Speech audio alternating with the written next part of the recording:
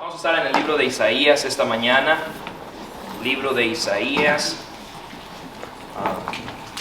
La semana pasada, hace 3 semanas ya que vine, era soltero, pero ahora estoy casado. Tengo mi sweetheart aquí conmigo y bien contento de que nos acompañe esta mañana.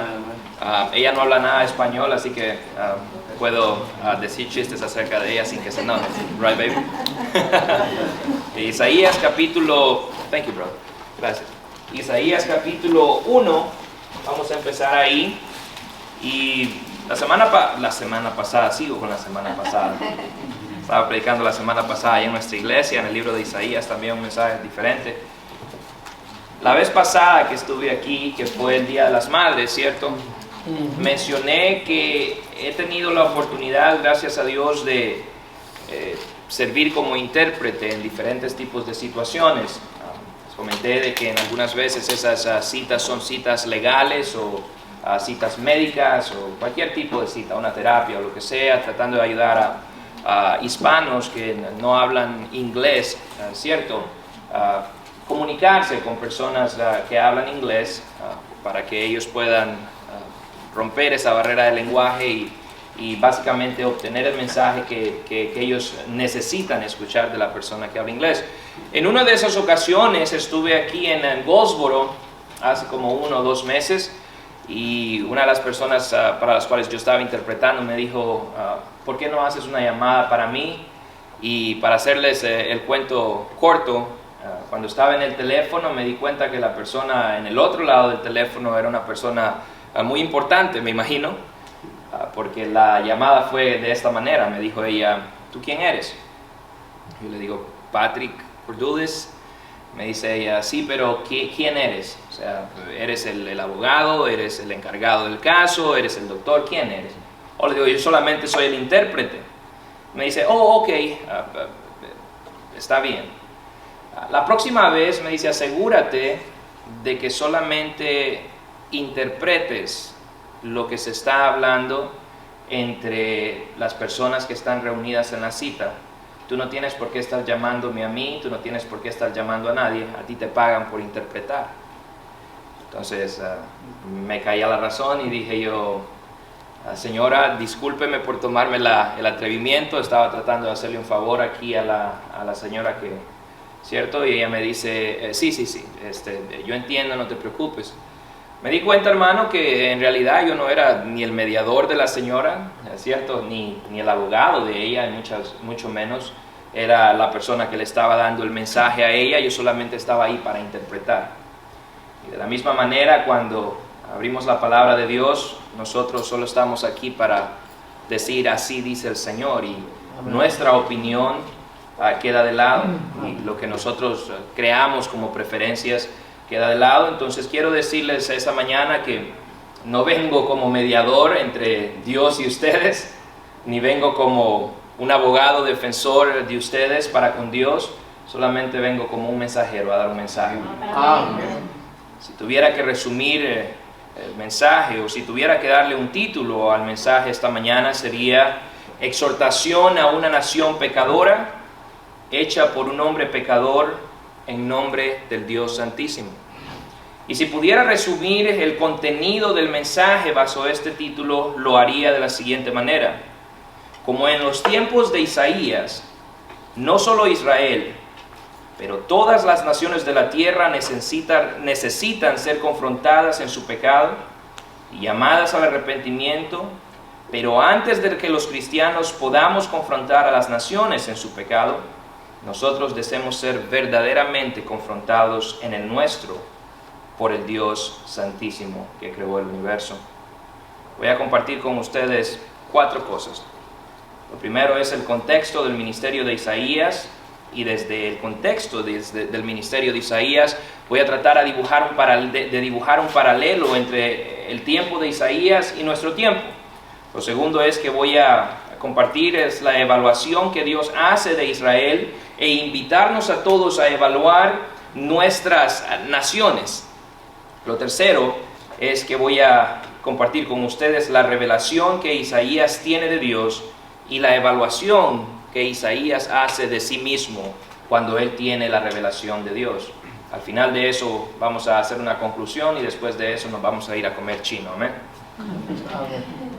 Empecemos por el contexto del ministerio de Isaías. El ministerio de Isaías tomó lugar en una época bastante tumultuosa en la historia de Israel. Israel se había dividido en dos reinos. El reino del norte, conformado por las 10 tribus del norte, y el reino del sur, Judá, conformado por las 2 tribus del sur. Estos 2 reinos estuvieron plagados de reyes que eran desde buenos y decentes hasta muy malos.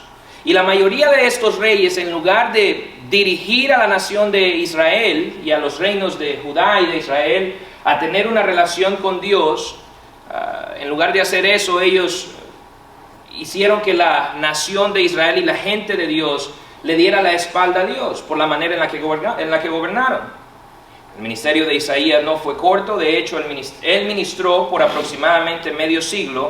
Durante su ministerio, Judá estuvo bajo el mando de al menos 5 reyes de acuerdo a la Biblia. Miremos en Isaías 1:1, donde se mencionan 4 de ellos. Isaías 1:1, amén, cuando lleguemos ahí. Visión que recibió Isaías, hijo de Amós, acerca de Judá y Jerusalén, durante los reinados de Usías, Jotam, Acaz y Ezequías, reyes de Judá. Usías, Jotam, Acaz y Ezequías, reyes de Judá. Usías, quien posiblemente era un familiar de Isaías, comenzó su reinado de manera muy buena. De hecho, la Biblia nos dice que Dios le engrandeció de tal manera de que él era famoso por Egipto y hasta los confines de la tierra, hasta donde la tierra llegaba, Usías era famoso, porque Dios le había engrandecido de acuerdo a su fidelidad o por su fidelidad. En algún momento, cuando Usías se engrandeció, o que Dios lo engrandeció, Usías creyó que él estaba por encima de Dios e intentó ofrecer incienso dentro del templo para Dios. Los sacerdotes le dijeron: Usías, lo que estás a punto de hacer en realidad no es una tarea que Dios te ha asignado. Tú eres un rey, nosotros somos sacerdotes, nosotros somos los encargados de ofrecer incienso. Usías se molestó mucho porque obviamente él era el rey y Dios lo había exaltado de una gran manera, y él dijo: no, yo lo voy a ofrecer. En el momento que Usías se molestó porque no lo estaban dejando ofrecer incienso, una marquita blanca le apareció en la frente. Era lepra. Y si nosotros sabemos un poco de la lepra, sabemos que en aquellos momentos, en aquellos días, si le daba lepra a alguna persona, la persona era tan buena como que si estuviera muerta. Usías terminó sus días separado del campamento de Judá, murió en una casa solo, y el gran rey a quien Dios había exaltado murió solitario por su soberbia. Después de él reinó Jotam, su hijo. De este rey la Biblia dice que él hizo lo agradable delante de Jehová, pero el pueblo, aunque el rey hizo lo agradable delante de Jehová, todavía siguió en su pecado. Después de Jotam, Acaz, y la historia no es tan generosa con lo que registra acerca de Acaz. La Biblia dice que Acaz, a diferencia de sus antepasados, no hizo lo que agrada a Jehová, sino que al contrario siguió los ejemplos de los reyes de Israel y hasta sacrificó su hijo. Y de la manera como lo hizo fue ofreciéndolo a Moloc en sacrificio. La manera en la que los niños eran ofrecidos a Moloc en sacrificio, yo sé que algunos de ustedes saben esto, es que había una estatua de metal que representaba a Moloc con las manos extendidas de esta manera, juntas, y las personas que adoraban a Moloc iban a encender en fuego o a calentar la estatua de Moloc hasta que estuviera hirviendo, y los niños eran puestos en las manos hirviendo de Moloc, mientras las personas sonaban los tambores alrededor de la estatua o de la imagen de Moloc para no escuchar los gritos del niño que estaba muriendo. Esa era la manera en que los niños eran ofrecidos. Este es el rey de Israel en este momento. Este es el tipo de rey que Dios ha permitido reina en Israel. Un rey que hace completamente lo que Dios no está de acuerdo. Después de Acaz, Ezequías, dice la Biblia que vivió como ningún otro rey, pero él murió como todos los reyes, porque todos los reyes mueren. Esa es la única diferencia, o bueno, esa es una de las diferencias con el Señor Jesucristo, que Él es rey por siempre y para siempre, ¿cierto? De hecho, más adelante vamos a ver que dice que en el año que Usías murió, Isaías vio al Señor sentado en su trono.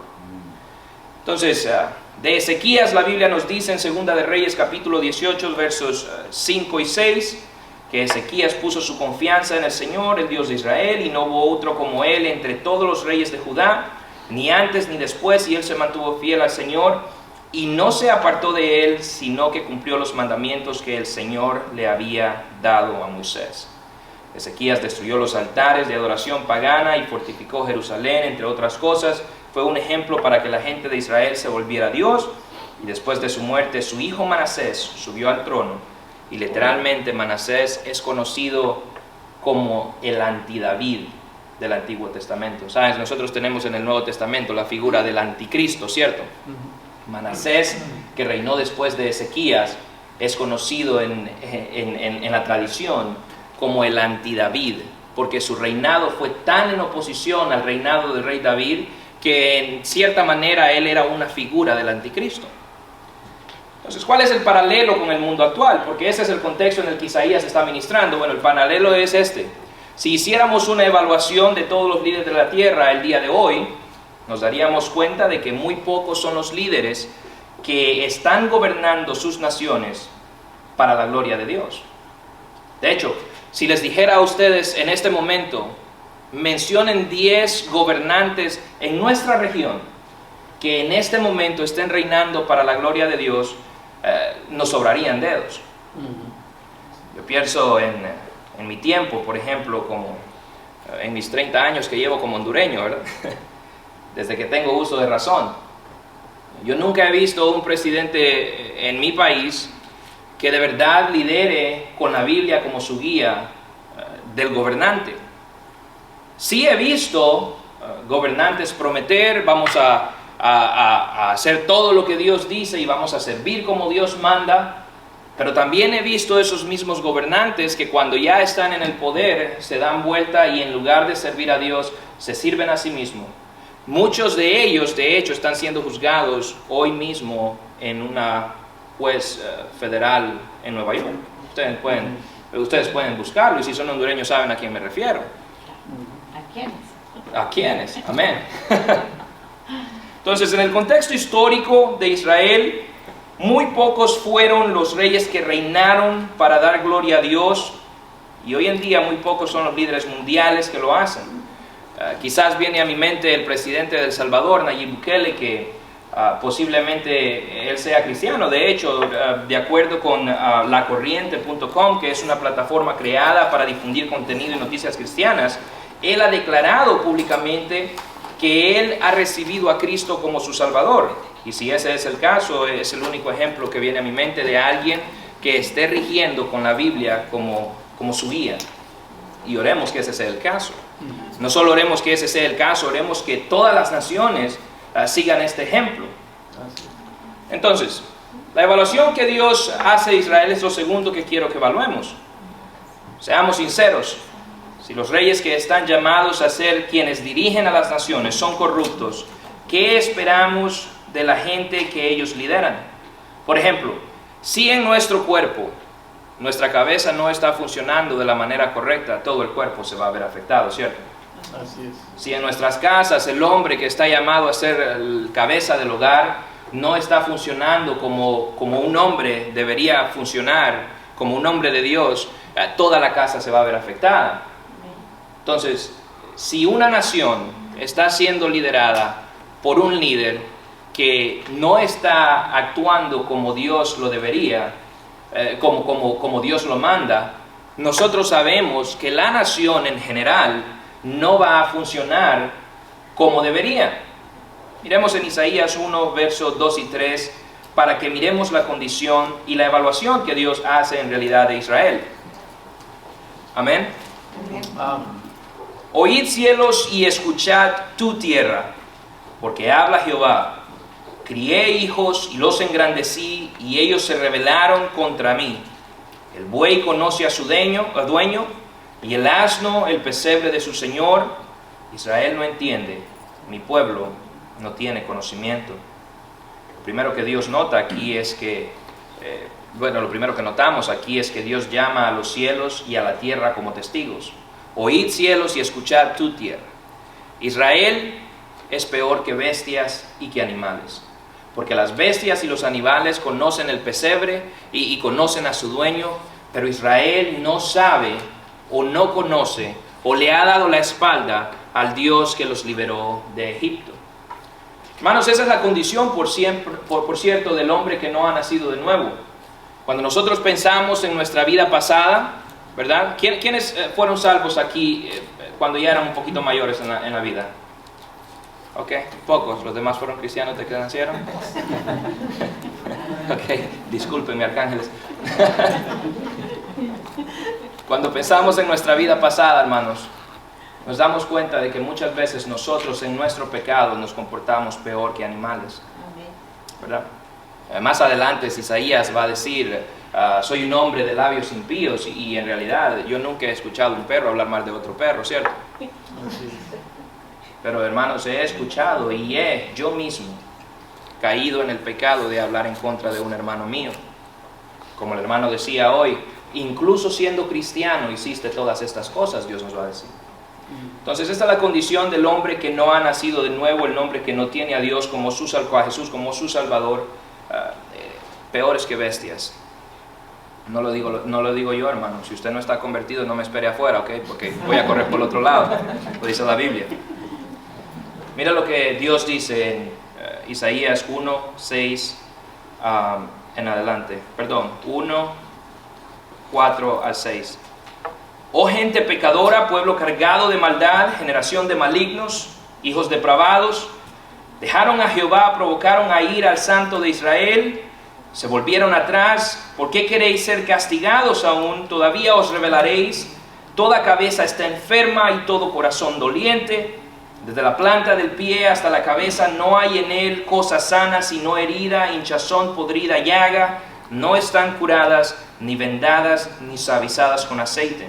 En otras palabras, todo en Israel, todos ustedes están malos, no sirven, como diría mi abuelo. El pastor Tom Askell fue entrevistado hace no mucho, una semana, acerca de unas declaraciones que hizo él en contra del movimiento LGBTQ+. A él estaban preguntando si él no creía que decirle a las personas que debían arrepentirse de su pecado era algo que era generado por el odio en su corazón. Y él le dijo, porque si yo fuera doctor y tú tuvieras cáncer, yo te diría que tienes cáncer para que yo te pueda ayudar. Y la persona que lo estaba entrevistando, que en realidad creo que él era parte de esa comunidad, le dijo, ¿y qué si yo quisiera morir de cáncer? Entonces le dijo el pastor, entonces te dejaría, porque es tu derecho. Si quieres morir de cáncer, pues muérete de cáncer. La condición del ser humano, hermanos, no es que ellos no conocen a Dios o que ellos no saben que el pecado es pecado. Y no solamente estoy hablando de este grupo en específico, sino de todos los seres humanos. La condición del ser humano es que ellos conocen a Dios, ellos conocen al pecado. En otras palabras, ellos saben que tienen cáncer espiritual y que están muertos espiritualmente. Pero así es como ellos quieren estar. Esa es la misma respuesta que un pecador dice, pero es mi pecado, déjame a mí, que Dios me va a juzgar a mí. Tú no eres Dios para juzgarme. Bueno, la cuestión es esa, de que eso es lo aterrador, que te juzgue Dios, no que te juzgue yo. Juan 3:19 dice, y esta es la condenación, que la luz vino al mundo y los hombres amaron más las tinieblas que la luz, porque sus obras eran malas. Y así como dice aquí en Isaías, ¿por qué quieren seguir siendo castigados? Esa es la condición del hombre. Ellos aman su pecado, y porque aman sus pecados ellos dicen, estoy bien con el castigo. Básicamente también, hermanos, porque no conocen las consecuencias de la condenación eterna que viene sobre los hijos de desobediencia.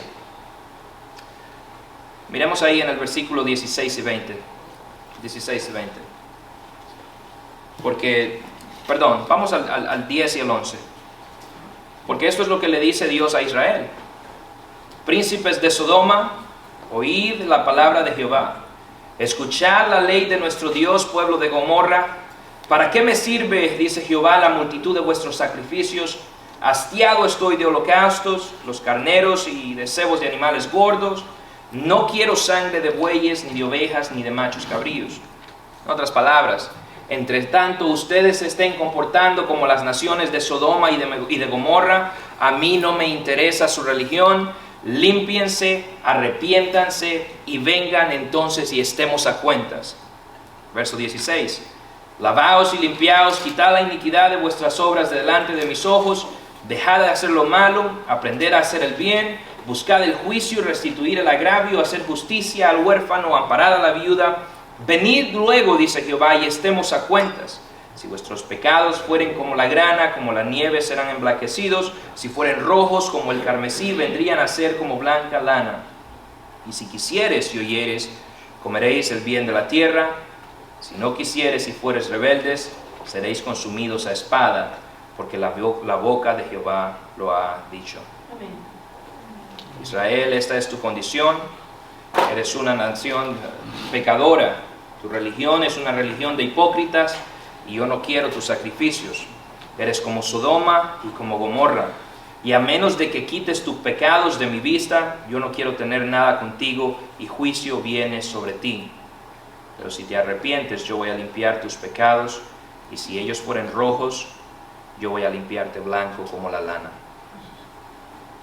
Por cierto, dice en el verso 9, que si Jehová de los ejércitos no nos hubiera dejado un resto pequeño, un remanente, seríamos como Sodoma y fuéramos semejantes a Gomorra. ¿Se acuerdan que cuando Dios mandó a rescatar a Lot, Abraham le dijo, ¿y qué si encontramos 50 justos? O 100 justos, o 25, llega y... No, dice Jehová, solo voy a ir a rescatar a Lot, porque yo sé que no hay ningún justo, pero si los hubieran, yo no destruiría la ciudad. Es por ustedes, hermanos, los escogidos de Dios, que Dios no destruye la tierra por amor de su nombre y por amor de Jesucristo. Porque Él, como prometió a Noé, ya no voy a destruir la tierra de esta manera, y nos da el arco iris como señal del pacto. Y es un pacto que sí hizo con Noé, pero es un pacto que se hace realidad en la persona de Jesucristo, que nos ha mandado a alcanzar todas las naciones para su gloria. De la misma manera que Dios guardó un remanente en Israel, y que por esa razón Él no destruyó a Israel por amor de su nombre, el amor de Jesucristo, es la misma manera que, es por la misma razón que Dios no ha destruido la tierra de nuevo por amor de su nombre y por amor de Jesucristo, y por amor y para el bien de sus escogidos, usted y yo, si creemos en Cristo verdaderamente. Si Jehová no hubiera apartado a sus escogidos, toda la nación de Israel hubiese sido destruida como Sodoma y Gomorra, pero Jehová guardó un remanente por gracia, de nuevo por amor de su propio nombre. Entonces vimos el contexto en el que Isaías estaba ministrando, vimos la evaluación que Dios hace de Israel, ciertamente una nación que se parece mucho a la nación en la que nosotros vivimos, y no solamente a la nación, sino a la región, al mundo en el que nosotros vivimos. Ahora, les invito a que evaluemos a nuestras naciones en luz de la evaluación que Dios hizo de Israel. Y no nos vayamos lejos, hermanos, quedémonos aquí, ¿verdad? Porque aquí vivimos, y si aquí vivimos, tratemos a esta ciudad, a este país como el nuestro, porque aquí estamos, de aquí comemos, de aquí alimentamos a nuestras familias. Esta es la condición de los Estados Unidos de América. El hermano nos estaba diciendo hoy muchas de estas cosas, por cierto. Los niños están siendo sacrificados a Moloch en las clínicas de aborción. Y si nos vamos en toda la región, Argentina, Colombia, Cuba, México y Uruguay tienen aborto legal, y los cristianos estamos haciendo bien poco. O sea, estamos viendo que las calles se llenan de sangre de niños inocentes asesinados dentro del vientre de su madre, y los cristianos no estamos haciendo nada, porque no son nuestros hijos, ¿cierto? Son niños inocentes. Y a Dios le interesa que nosotros hagamos algo en contra de estas situaciones. Por cierto, tengo que ser aquí enfático en decir que si hay alguna persona aquí, alguna mujer aquí que haya tenido un aborto, no te estoy juzgando. Te estoy invitando, como estoy invitando a las naciones, a que se arrepientan del asesinato de niños inocentes y que confiesen su pecado a Jesucristo para que Él los perdone. O sea, esto no es una cuestión de tú eres peor porque cometiste este pecado. Esta es una cuestión de que si hemos cometido pecado, ¿verdad?, y lo confesamos a Dios, Él nos va a perdonar en Cristo. Amén. Otra de las cosas acerca de la nación de Estados Unidos es que la nación ya no es una nación cristiana. Obama lo dijo cuando dijo que nosotros ya no somos una nación de la fe cristiana, sino que también somos de la fe budista, de la fe hindú, de la fe musulmana. Cualquier fe que usted tenga, Estados Unidos es una nación de esa fe. No somos una nación cristiana. Otra de las cosas es que el gobierno está promoviendo la rebelión en contra de Dios, convirtiendo a los Estados Unidos de América en una nación inmoral como Sodoma y Gomorra. La evidencia, ¿verdad? En este mes somos bombardeados con publicidad de la comunidad gay, y nos damos cuenta de que poco a poco, ¿verdad?, tratando ellos de ganar terreno, atacan a nuestros niños y les hacen creer que su sexualidad está por encima de la sociedad, pero sobre todo está por encima de Dios. Lo que es triste también es que el gobierno es el que está promoviendo este tipo de actividades y este tipo de práctica. Nuestros hijos están siendo entrenados desde temprana edad para odiar y rechazar al Dios que nos ha dado tanto como nación y como naciones. Y algo que sí tengo que decir, hermanos, es que si el enemigo logra alcanzar nuestra juventud, o cualquier juventud en cualquier nación, si los jóvenes son convencidos de darle su espalda a Dios, cualquier sociedad va a venir abajo, porque Dios va a juzgar esa nación y Dios va a destruir esa nación. Entonces tenemos que cuidar a nuestros hijos, tenemos que tener muchos hijos, tenemos que discipular a nuestros hijos. Y ustedes me dicen, hermano Patrick, pero usted no tiene hijos. Y yo le digo, hermanas, estamos orando por eso, porque es un mandamiento bíblico. Multiplíquense, llenen la tierra de hijos. Entonces, Israel necesitaba arrepentirse y volver a Dios, al Dios que los salvó de la tierra de Egipto. Los Estados Unidos de América, México, Honduras, Nicaragua, Panamá, Uruguay, Colombia, todas las naciones necesitan arrepentirse y entrar en una relación con el Dios que creó el universo, con el Dios que está ofreciendo salvación en la persona de Jesucristo. De lo contrario, todas estas naciones van a ser destruidas por Dios cuando Él venga en su ira. Esa es la evaluación que Dios hace a Israel, y nosotros vemos la comparación que hay con nuestras naciones. Israel era un desastre. Nuestro mundo, nuestro día a día, nosotros podemos ver el desastre que está pasando, ¿verdad?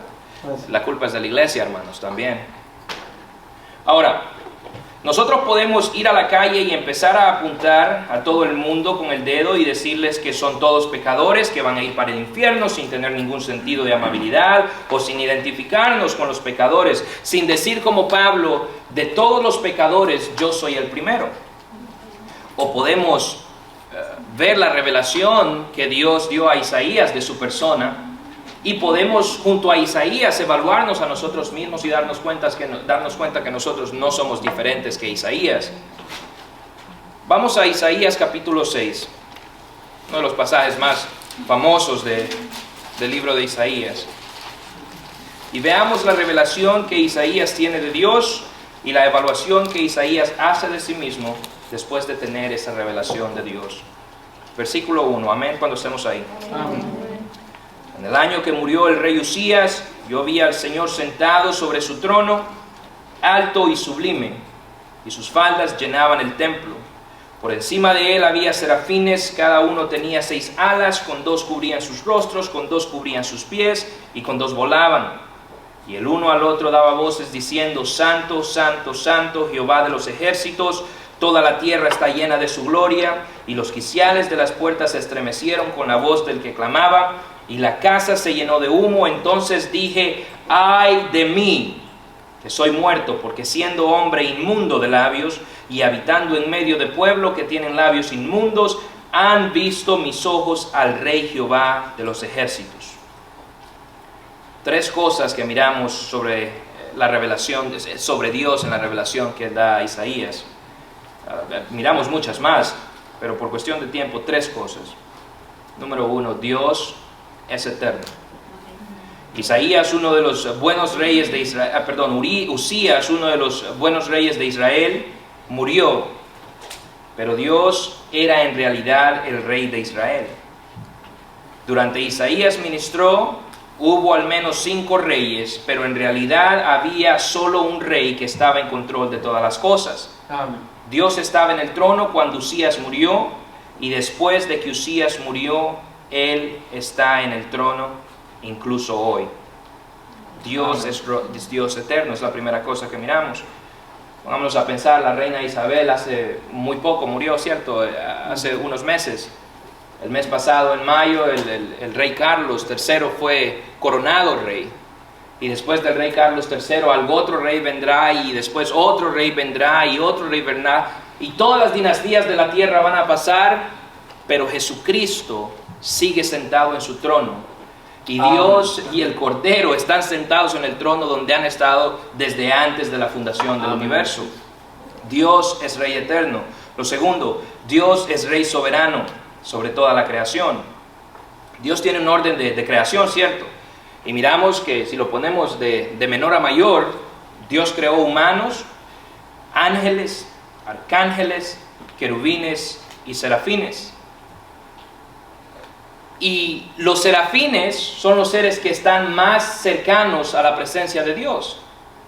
Y estos seres, que incluso se podrían considerar los más altos en algún tipo de rango celestial, gritan de Dios el uno al otro: Santo, Santo, Santo es el Dios de los ejércitos. Amén. Pero no solo eso, hermanos. Miren el verso 4, donde dice que los quiciales de la puerta se movían. En algún momento Jesús dice también que Dios tenía el poder para levantar hijos de Abraham de las piedras.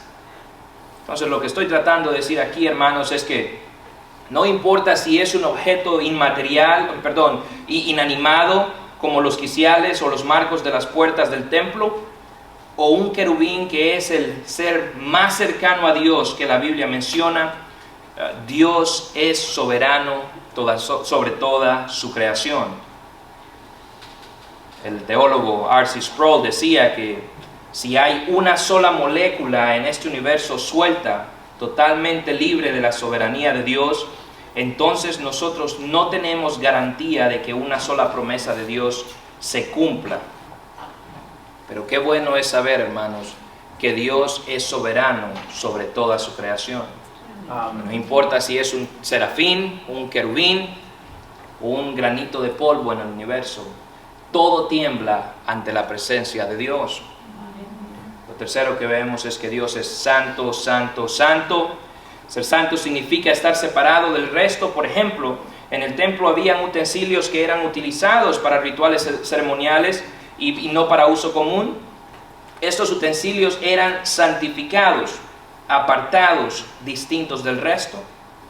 Cuando nosotros leemos que Dios es santo, lo que la Biblia nos dice es que Él es distinto de su creación, separado, trascendente, que no existe nada que se compare con Él, o en la manera que Él existe, o en su pureza.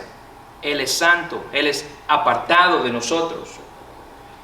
Ahora, los judíos tenían una manera de enfatizar cosas que ellos hacían, ¿verdad?, para darle importancia a las cosas. Por ejemplo, esta mañana cuando yo estaba haciendo mi mensaje, yendo sobre mi mensaje, si quería subrayar algo que era importante, lo ponía en negritas o en cursiva, o lo ponía en líneas amarillas, o lo subrayaba, ¿verdad? Los judíos, para hacer eso, ellos repetían las cosas. Por ejemplo, cuando Jesús quería decir algo que era importante, Él decía: de cierto te digo, ¿verdad? El hermano lo mencionó hoy. cuando Pablo llamó la atención de los Gálatas, él les dijo, si alguno predica un evangelio diferente, déjenlo ser anatema, déjenlo ser maldito. Y después Pablo dijo, de nuevo les digo, si alguno predica un evangelio diferente, déjenlo ser maldito con condenación eterna. Eso es lo que significa anatema, ¿cierto? Y vemos la repetición. Entonces después vemos a los querubines, a los serafines, querubines aquí, diciendo santo, santo, santo. Muchos teólogos están de acuerdo en que la santidad de Dios es su naturaleza. Él es su santidad. No es que la santidad de Dios sea el atributo más importante, porque Dios es un ser simple y perfecto, que es perfectamente santo, perfectamente justo, perfectamente amor, perfectamente misericordioso, perfectamente puro, y lo demás de los atributos de Él.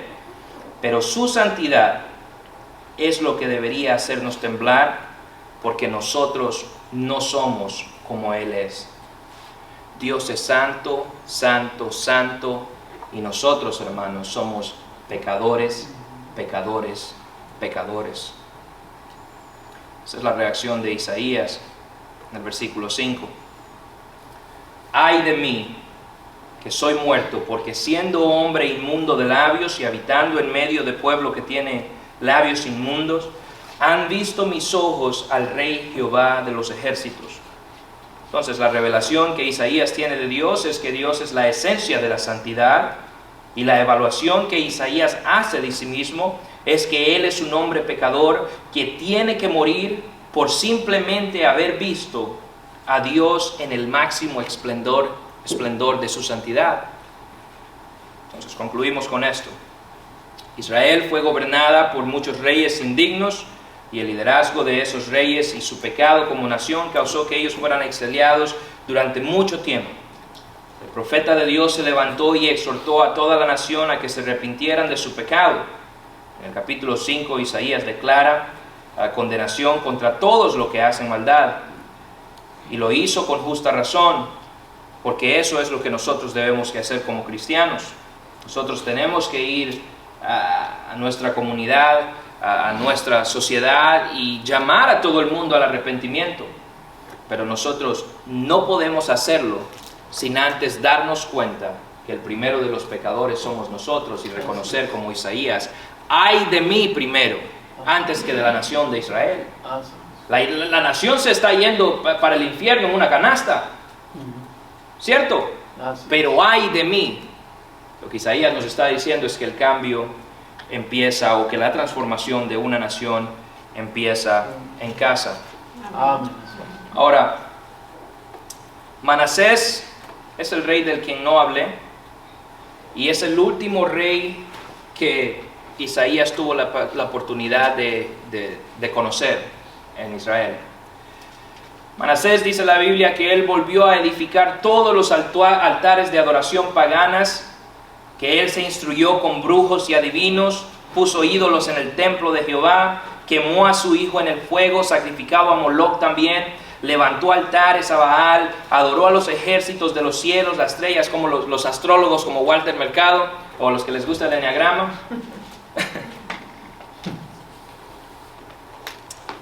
Todos ellos, dice la Biblia, el pueblo de Israel, el pueblo de Judá, no escucharon, y Manasés los indujo a que hiciesen más mal que las gentes que Jehová destruyó delante de los hijos de Israel. En otras palabras, el propio rey de Israel indujo a Israel a hacer más mal que los propios enemigos de Israel. Hay un problema. Y hay uno en la Casa Blanca el día de hoy que está promoviendo el aborto, que está promoviendo la homosexualidad, que está promoviendo todas esas cosas por las cuales Dios trae juicio sobre la tierra. Y por cierto, no crean que es que estoy diciendo que el otro es mejor, ¿verdad? Estoy diciendo que si nuestra esperanza está en la Casa Blanca o en nuestro gobierno, estamos perdidos. Porque tenemos un solo rey que va a restituir la paz en la tierra, que es Jesús de los ejércitos, Jehová de los ejércitos. Entonces, eso es lo que el historiador Josefo dice de Manasés, porque quiero que sepan el final de Isaías. Dice que su desprecio por Dios llegó a tales extremos que condenó a los más virtuosos de los hebreos a una muerte cruel, sin perdonar ni aún a los mismos profetas. Todos los días había decapitamientos, de tal manera que la sangre corría por Jerusalén. Indignado Dios por estos hechos, envió a un profeta, Isaías, al rey y al pueblo, por cuyo intermedio los amenazó de que iban a sufrir las mismas calamidades que sufrieron los del reino de Israel, los del reino del norte. Las personas del reinado de Manasés no dieron fe a estas palabras para escapar al mal futuro. Sin embargo, los hechos comprobaron que las profecías que Isaías dio en contra de Manasés eran ciertas. Según la tradición hebrea, Manasés hizo que cortaran a Isaías por la mitad con una sierra. Y de eso se habla en Hebreos capítulo 11. Entonces, ¿qué es lo que quiero decirles, hermano? Es que la gran comisión ha sido dada y los cristianos estamos conquistando el mundo en el poder del Espíritu Santo. Y las naciones tienen que venir a la obediencia de Cristo porque Él lo mandó. Y si nosotros lo creemos, tenemos que estar dispuestos como Isaías a exhortar a una nación pecadora, como pecadores que somos, en nombre del Dios Santísimo. Si nosotros no creemos en lo que decimos que creemos, el mundo va a seguir de la misma manera y nuestros hijos van a crecer creyendo que de nuevo su sexualidad, sus deseos, sus propias las cosas que ellos quieren hacer con su vida son más importantes que la ley de Dios. Estados Unidos de América tiene que arrepentirse, nuestras naciones hispanas tienen que arrepentirse y venir a la obediencia de Cristo porque Él lo manda. Hermanos, esta fue una exhortación a una nación pecadora, hecha por un pecador, en nombre del Dios Santísimo. Oremos. Padre, gracias por tu palabra.